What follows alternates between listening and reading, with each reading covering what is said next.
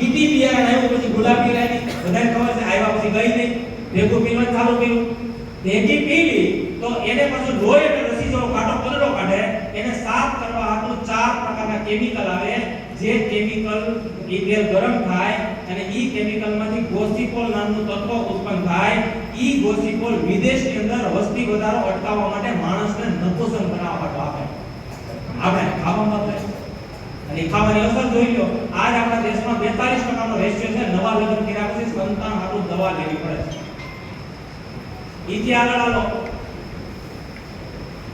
Single છે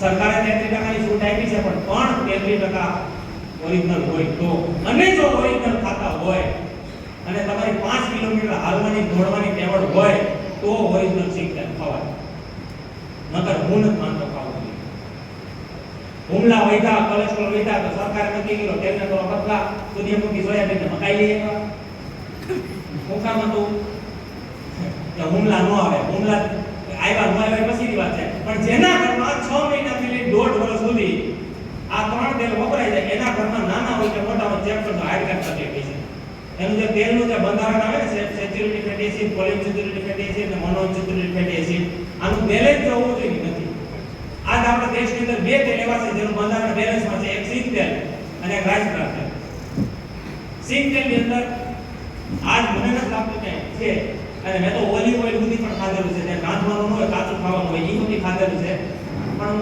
આનું તમને કહેવા માંગુ આની હું તમને વાત કરવા માંગુ અમૃત છે ભાઈ બીજું કાંઈ કરવાનું ન કરવાનું ભલે આજ આપણા ઘરની અંદર ટોટલ ત્રણેય કંઈ વપરાય છે આપણે ખાતા નથી પીએ છીએ અમે પીવરાયું પણ બબેસનથી પીવરાયું થાઇરોઇડ બિલ કરાવેલો છે ત્યારે એ સમયમાં ગામમાં હતી નહીં બબેસનથી પીવરાવીને એસિડિટી ફાયદો કરેલો છે મને પોતાને ટોયલેટમાં લોહી પડતું કારણ કે વ્યસનો બહુ કરેલા પછી તો મને નાના ભાઈને બહાર રહેતો 15 વર્ષથી જે બહાર રહેતો નોકરી કરતો આજે બહાર ગમતો એને જે તકલીફ હતી ડોક્ટરે એવું કીધું કે બીટવેલના ઇન્જેક્શન લેવા પડશે તો મેં એને કીધું કે ભાઈ એક કામ કર મેં એકવાર પૂછ્યાથી એ બીટવેલના ઇન્જેક્શન લીધા પછી મટી જાય કરું તો સાહેબ ના પડી કે મટે નહીં કે પાછું ઘટે ત્યારે લેવું પડે તો એની કરતા બહાર લેવી નાખી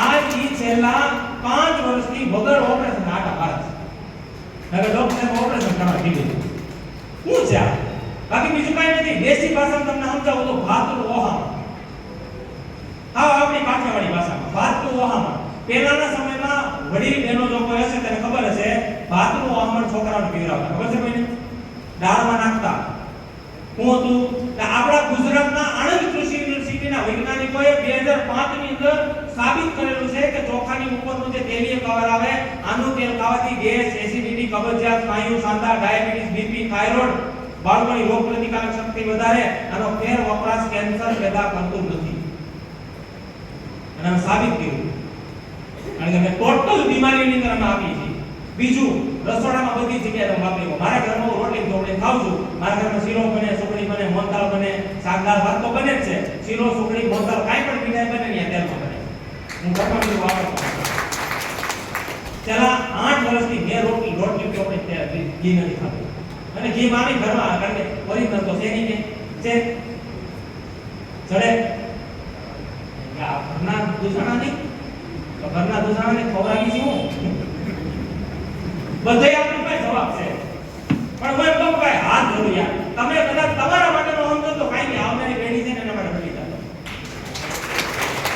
ખાલી તેલ ખાલી અમરચીની નહીં સવારથી સાંજ સુધીમાં આની અંદર બિસ્કિટ બનાવ્યો તો ઘઉંનો લોટ રાઈસ બ્રાન તેલ પામ અને મેંદો નથી આની અંદર નૂડલ્સ બનાવી તો વટાણાના લોટની સોયાબીનના લોટની અને અંદર વિશ્વનું શ્રેષ્ઠ પ્રોટીન જેને કહેવાય કે એક પેકેટમાં 13 ગ્રામ પ્રોટીન પૂરું પાડે એવી નૂડલ્સ બનાવી કારણ કે સ્વાસ્થ્ય ક્રાંતિનું જે મિશન છે આવી ઘણી બધી ઝીણી બાબતો જે પ્રોડક્ટ આની અંદર જે છે ખાવા પીવાની ચીજ વસ્તુ બનાવી બીજું ન્યુટ્રિશન બનાવ્યા એવા 23 પ્રકારના ન્યુટ્રિશન છે ગર્ભની અંદર બાળકોને એના માટે ડીએચએ છે બાળકનો જન્મ થાય તો 6 મહિનાથી લઈને 2 વર્ષનું બાળક હોય એના માટે ડીએચએ ફિક્સ્ડ છે 2 વર્ષથી 12 વર્ષનું બાળક હોય તો એના માટે ન્યુટ્રિશન કિટ્સ છે કદાચ હોય છે આ ન્યુટ્રિશન કિટ્સ છે મને એક ભાઈ પૂછ્યું કારણ કે આવું છે આપણે દેખાડીને એટલે પહેલા શું કરે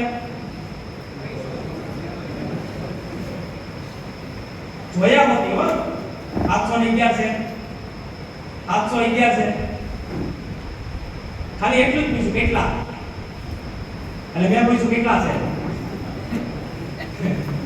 હરેશભાઈ કહે ને અને હારવાનો તો હું કેટલા છે ભાઈ? એક જ છે. પેલા આપણે 4 4 5 5 આજ નથી, અને આજ કદાચ રજવસાને મોગરો પડ્યા છે તો પછી જીવવાની કોને આપે. 48 પ્રકારના ન્યુટ્રિશન છે, 3 પ્રકારના પ્રોટીન છે. શારીરિક વિકાસ, માનસિક વિકાસ, રોગ પ્રતિકારક શક્તિમાં જે કાંઈ ઘટતું હોય એ પૂરું પાડે એવા ન્યુટ્રિશન છે. ખાસ છેલ્લી વાત કરતો, કારણ કે આની તો ઓમેગા છે, આંખ માટે છે. જો તમે 1.5 કલાકની અંદર મોબાઈલ કે લેપટોપ કે ટીવી ની સામે બેઠતા હો તેના માટે છે. તમે દેશી ભાષામાં 4 કિલો ગાજર ન ખાઈ આપવાના, એક ગોળી ખવાય. તમે 1 કિલો ગલગોટાના ફૂલ ની ખાઈ શકો, એ તો આપણે ખવાતા જ નથી. આની અંદર આંખ માટે જેને લ્યુટીન અને ઝિયાઝેપિન કહેવાય, આજે અમે તો ઘણા બધા લોકો નંબરમાં પણ ફાયદો થયેલો છે. આ વેજ ઓમેગા છે. અને તેલની આરે આ તેલની જેટલા ફાયદાની મેં વાત કરી, તો આ જે છે ને આનું બાળક છે. અમે જ્યારે શરૂઆતમાં પહેલી વાર ગયા ને ત્યારે ડોક્ટરે ડોક્ટર સાયન્ટિસ્ટ એવું કીધું હતું કે આ તેલ ખવાય કે પીવાય નથી. અને મેં તો બધાને કહ્યું છે ખાવામાં વાપરું, પીવામાં વાપરું, નાવામાં વાપરું, બધાને કહ્યું. આવા બાળકોને માલિશ કરાવી જ છે અમે બાળકોને, કારણ કે એના હાડકાં અને મસલ્સ મજબૂત થયા છે. તેને હું કીધું કે 2 ચમચી પીવડાવ હતી. મેં કીધું યાર, મેં કીધું આ વડીલો, મેં કીધું આ આપણા દેશી કાઠિયાવાડી જે છે, મેં કીધું પીવામાં માનતા નથી. એને કીધું કે એકામાં સંશોધન કરી છે, આની અંદરથી ગામાઓરિન નામનું જે તત્વ છે ને એ કાઢીને ગોળીના રૂપમાં અમે આપશું. જ્યારે આવ્યો ને પછી 2 ચમચી પીવાનું બંધ કરી દીધું, પછી ગોળી ખાવાનું ચાલુ કરી દીધું. બધી બીમારીમાં મોત સિવાય આનો ટોટલ રામબાણ. હું તમને કહી શકું કે ભાઈ તમે એમ કહો કે ભાઈ મને હું બીમાર નથી, કાંઈ ખાતું નથી, હું ઓલાવા લઉં, તો તમારા શરીરની અંદર બીમારી આવે ને પહેલા કામ કરે છે. અંદર કઈ બીમારી આવવાની હોય ને પકડી ઉલાડી નાખે, એવું મારું કામ છે. અને હરેક ઘરની અંદર હું આ કેટલી કહેવાય ભરતભાઈ ખબર હા 1 1 2 બરાબર ને, કાંઈક ક્રિટિકલ કાંઈક ડાયાબિટીસ, સુગર જેવું કાંઈ હોય, બીપી થવું છે તો 2 લઈ શકો, તો 4 લઈ શકો, 6 લઈ શકો. એથી વધારે કોઈ કહે હે? આ હું ડેલી 9 લઉં છું, અત્યારે 9 લઉં છું, કારણ કે આ ફેક્ટર કીધું મને આવી રીતે થાય જ નહીં. હજી 1 મહિનો પૂરો નતો, મેં 1 મહિના કાલે ઉપર લીધા હતા ડોક્ટરે, મને ખબર નહીં. આ વેજ ઓમેગા અત્યારે હું લઉં છું, આ 4 લઉં છું ડેલી. અને આ જરૂર છે આપણા શરીરમાં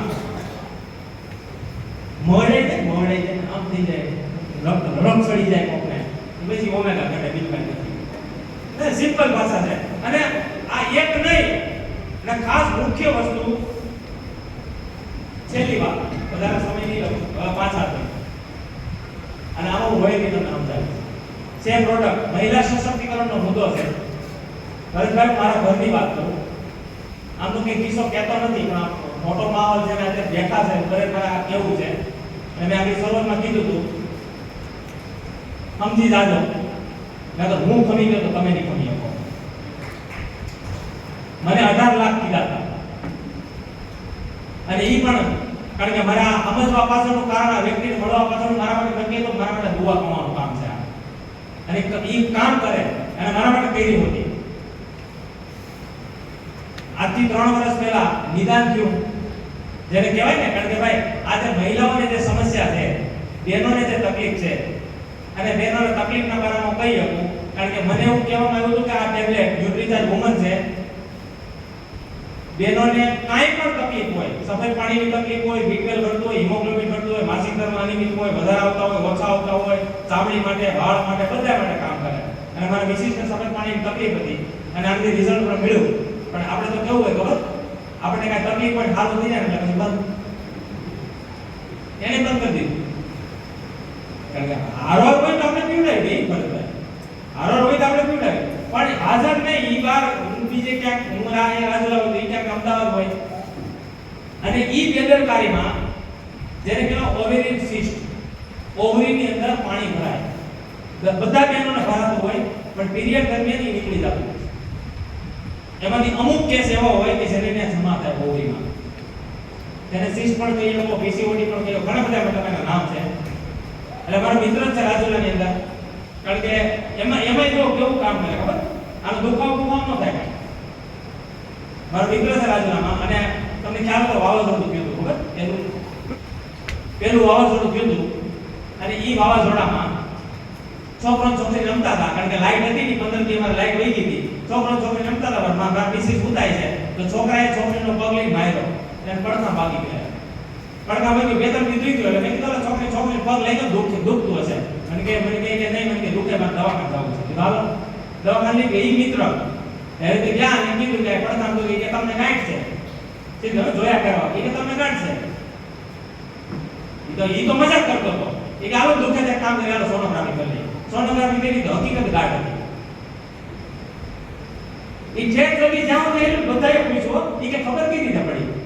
પછી ફરીથી ઈ જ કથા ચાલુ કરે. છોકરો છોકરી રમતા હતા, છોકરાએ છોકરીને પગલે પાકો માર્યો. બધે મને બધા જ હાલે.